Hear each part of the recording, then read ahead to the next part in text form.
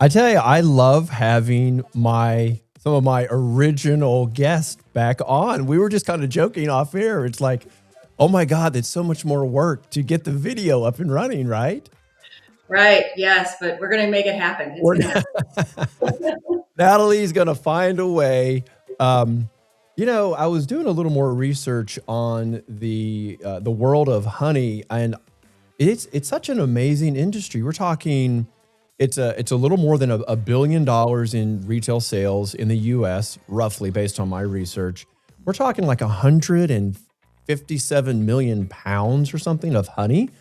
It's incredible. What a great industry that you're working in right now, Natalie. Why did you make the choice to go to Nate? From what I can understand, too, Nate is one of like the top companies in the space. Why did you choose these guys? Yeah, you've hit the nail on the head with, it's a very exciting space to be in. It's growing. Honey's been growing year over year for the last several years. Nate's is the number one branded honey in the United States. And what drew me really was the excitement of being able to get into the natural side of the food business. Most of my career I've spent in quick service restaurants and food service, and that has been fantastic, but I really want to get into the natural side because it's more in alignment with my purpose and values. What I eat at home, what I feed my kids, and how I like to try new foods in the market.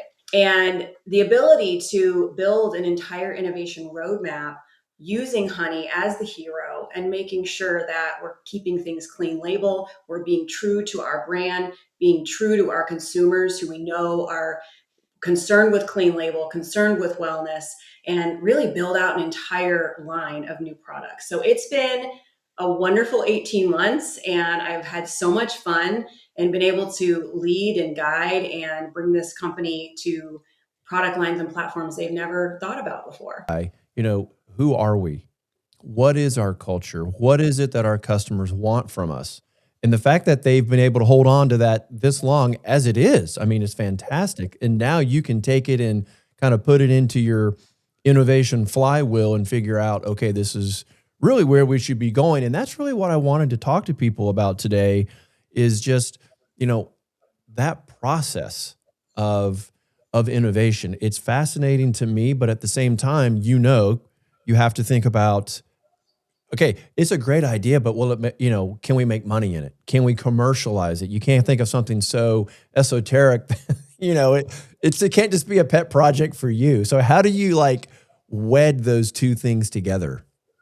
Yeah, so honey is really having a moment right now, and it has been growing the last few years.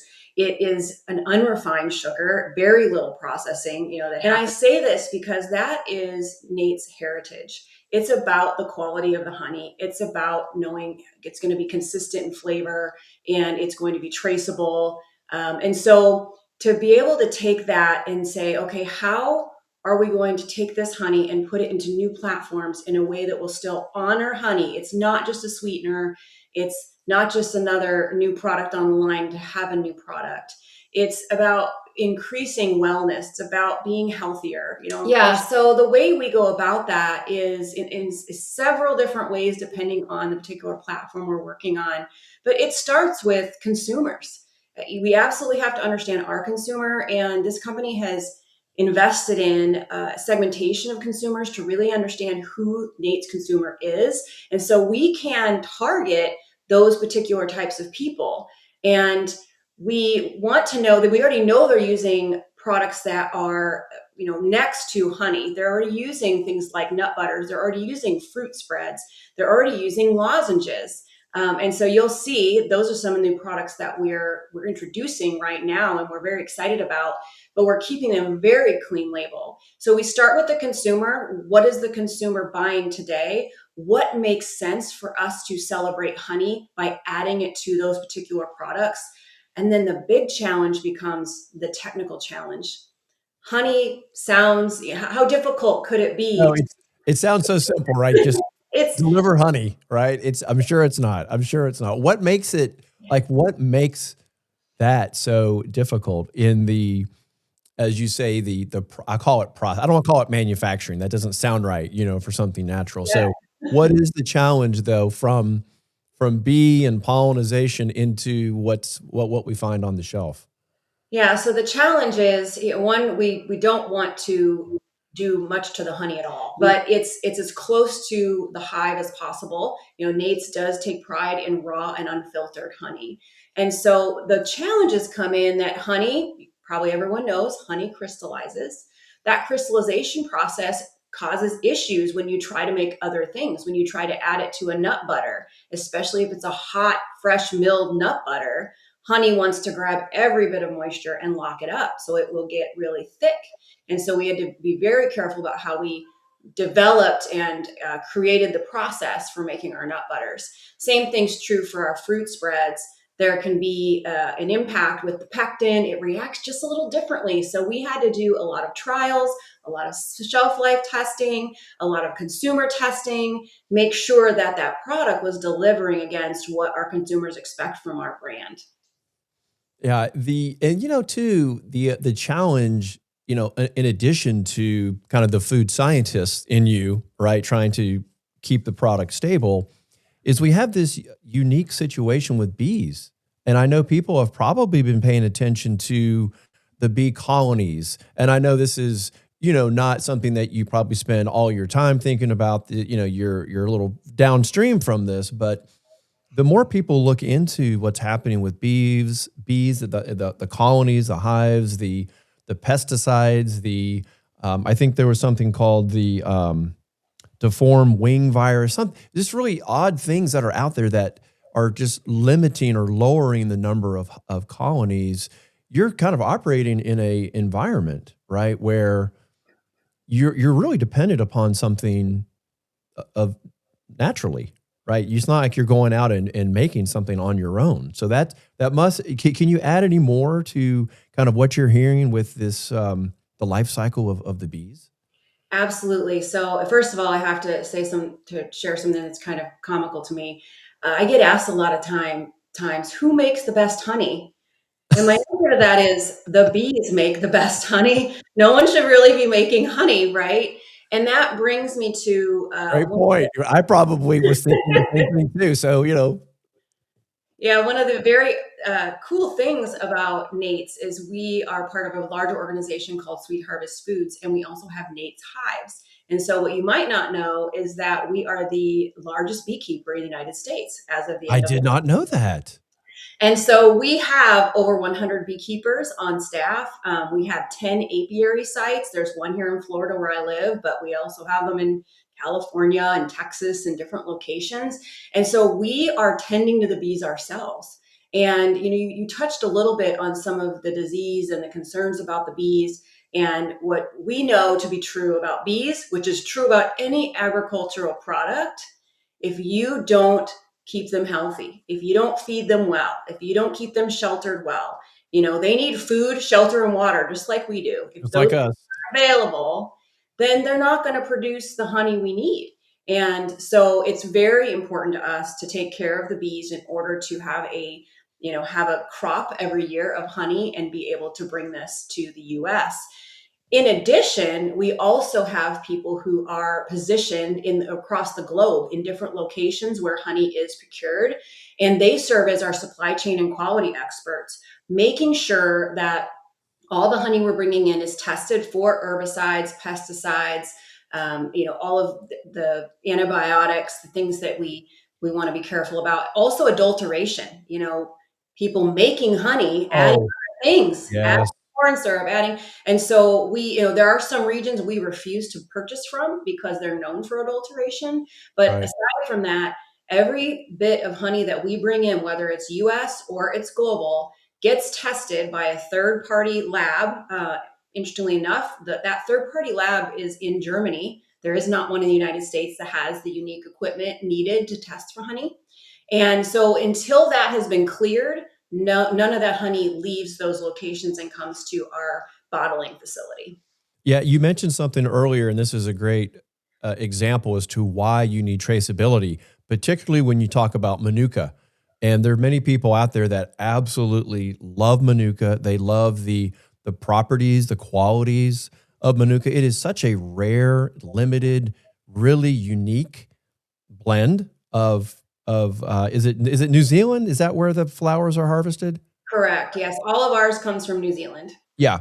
And so you've got these companies out there that try to scam this because it's such a premium product as it is. They know the margins are much greater because this flower, I think, literally lasts for like 2 weeks of the whole year. Something really unique, right? So to your point, this is why you want that traceability, so you can prove to the consumer that they truly are buying, what they suspect they're buying. Yeah, absolutely. Manuka is something, honestly, I was not all that aware of until I joined the company. And now it's my daily regimen. I Oh, love it's Manuka. what, I have a jar of it and I just take scoops out of it. I mean, it's a Yeah. little thicker. It's a little thicker, it's not that same consistency, at least what I buy. It's not Mhm. quite that syrupy. It's more of well, almost like a paste. I don't Yeah. roughly.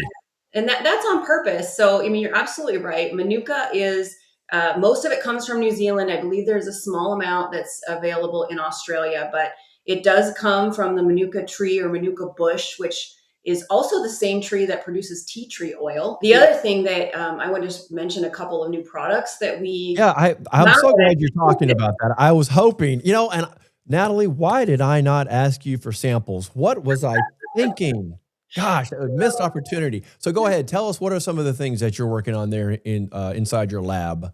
Yeah, so last year was a huge year for us in Manuka. The back half of the year, we launched several new products. One, we brought our highest UMF 20 Manuka to market. And you may wonder what's UMF? Well, it's a unique Manuka factor, is what that stands for.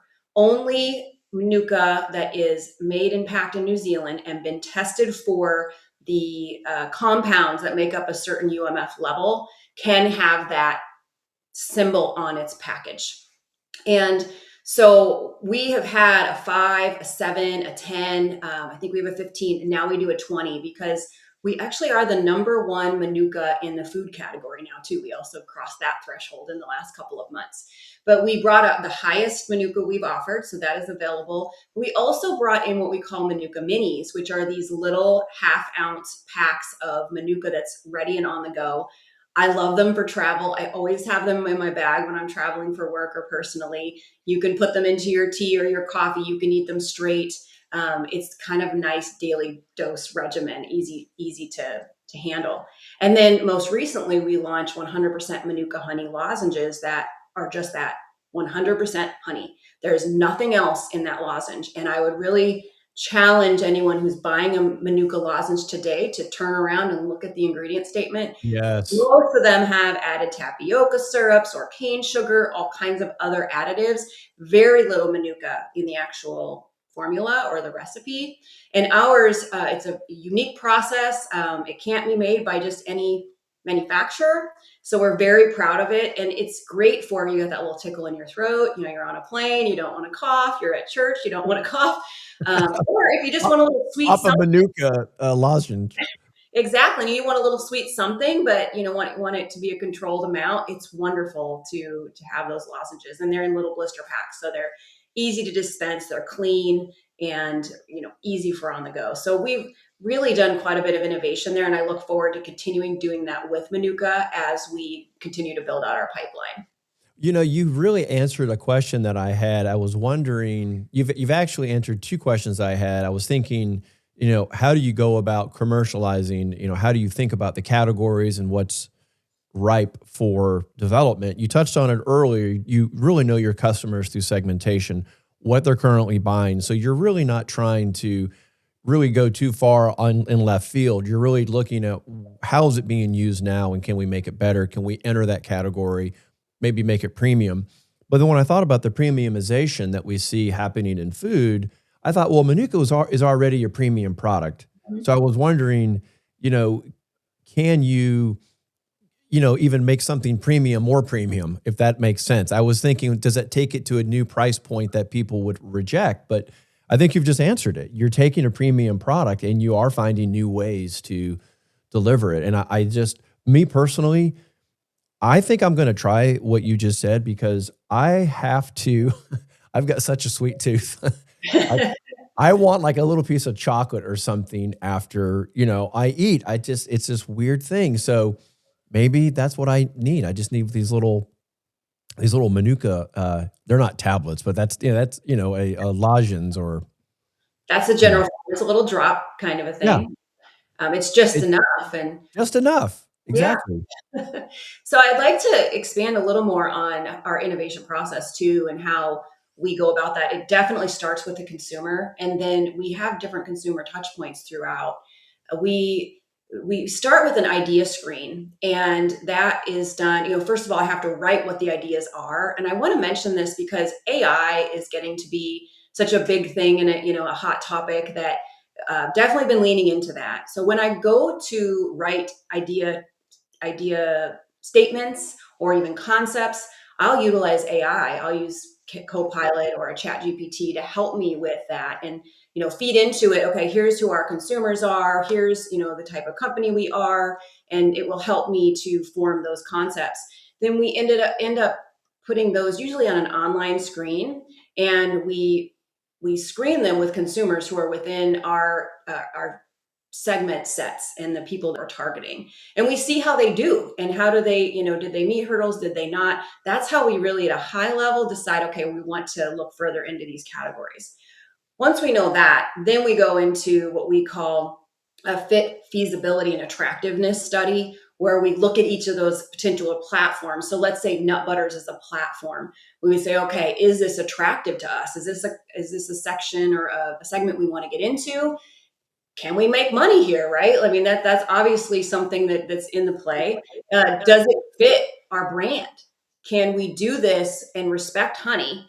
Or are we going to have to add a bunch of other ingredients and we aren't going to feel good about it from a clean label standpoint? So, for instance, on our nut butters, we decided through that process and through consumer work to not add palm oils to it because there's some controversy about palm oils and sustainable sourcing and all of those things.